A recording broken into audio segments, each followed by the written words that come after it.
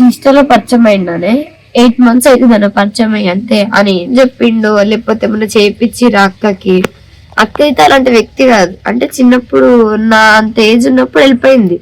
పెద్దమ్మ వాళ్ళ దగ్గరకు వచ్చి ఏమంది, నన్ను ఇట్లా మమ్మీ బాత్రూమ్ లో నా తల, నా బాడీ, నా కాళ్ళు, నా చేతులు పెట్టేసి అట్లా కొడుతుంది మా మమ్మీ మంచిది కాదని చెప్పి పెద్దమ్మ వాళ్ళ దగ్గరకు వచ్చింది.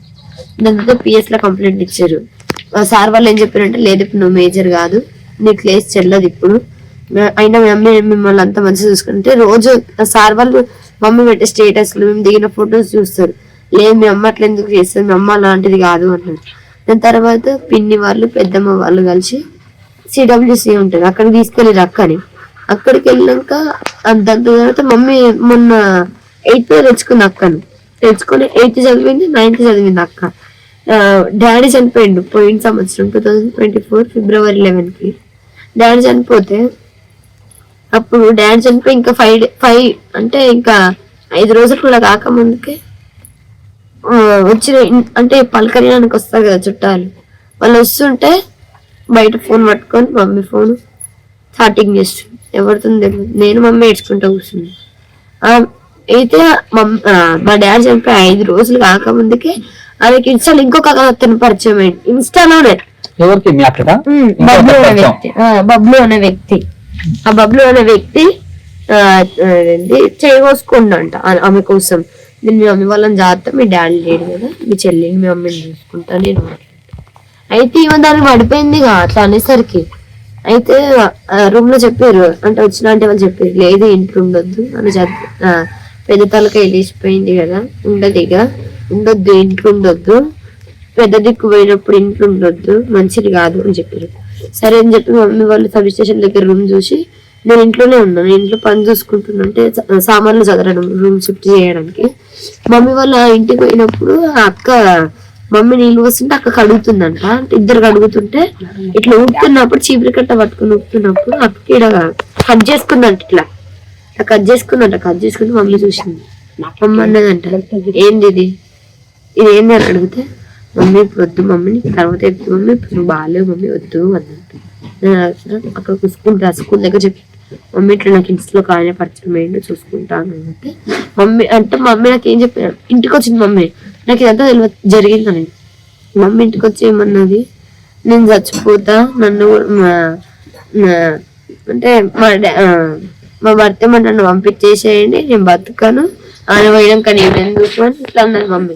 నేనన్నా, మమ్మీ ఎందుకు అట్లా అంటున్నావు మమ్మీ, నువ్వు తప్ప ఇప్పుడు మాకు ఎవరున్నారు మమ్మీ, డాడీ లేడు మమ్మీ, ఎందుకంటే ఇప్పుడు డాడీ లేడు మమ్మీ, నువ్వు అట్లా అనకు మమ్మీ అని నేను ఏడ్చిన మమ్మీ పైన. మరి అయితే నేను ఎవరి కోసం బతకాలి, ఎందుకు బతకాలని అంటే అక్క అప్పుడు సామాన్లు కడుగుతుంది.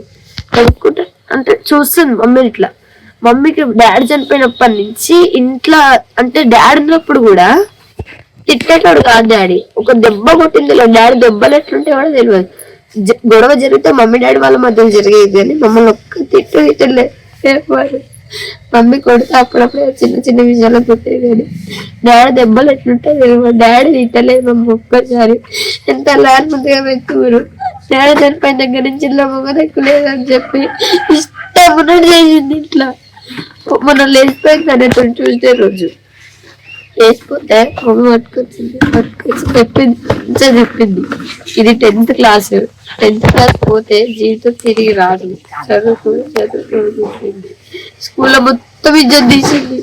టీచర్ స్కూల్కి పోతాను అంటే స్కూల్ స్టార్టింగ్ స్కూల్కి పోకపోతే నేను క్లాస్ లీడర్ని, పోకపోతే బాగుండదు అని చెప్పి నేను వెళ్ళినా, డైలీ వెళ్ళినా.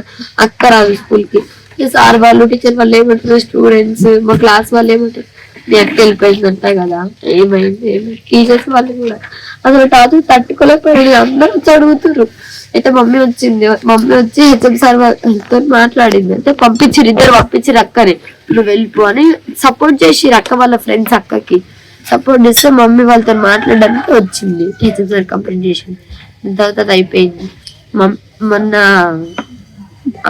అంటే ఒక 3 days తర్వాత ముందు అక్క తీసుకొచ్చి అక్కడ ఇంట్లో కూర్చోబెట్టుకుంది.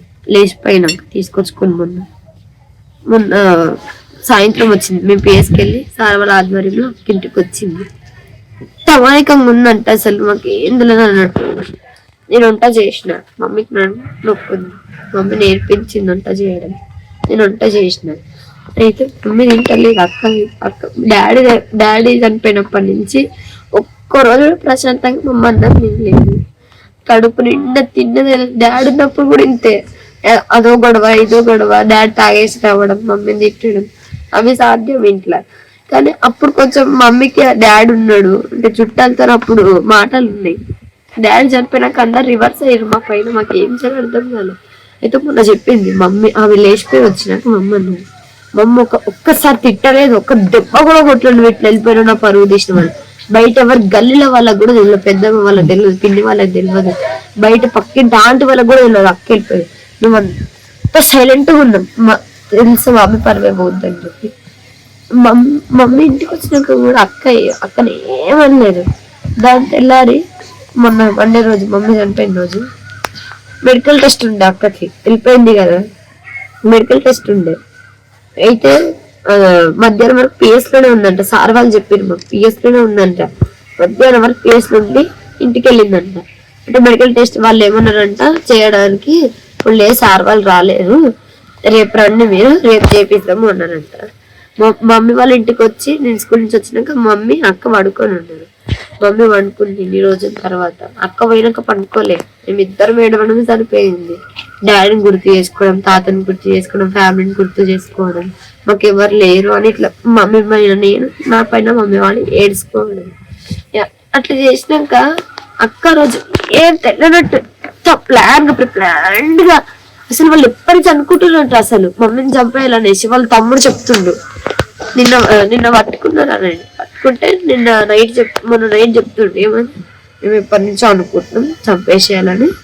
అయితే ఇప్పుడు వాళ్ళ కూతురు ఫోన్ చేసింది మాకు, ఏజెస్కి ఫోన్ చేసి మేము వచ్చాం చంపేసినాం డేర్గా చెప్తుండంటానే. అలానే సెల్లర్లు వేస్తే మేము ఏసీపీ గారి రూమ్ లోకి వెళ్ళినప్పుడు ఇట్లా కాలిపోయిన కాలేసుకొని పెట్టుకొని కాళ్ళు నొప్పుకుంటా ఆరాంసే కూర్చుంది. ఒక ప్రాణం తీసిన నాకేమైనా శిక్ష పడుతుందేమో అని లేదు,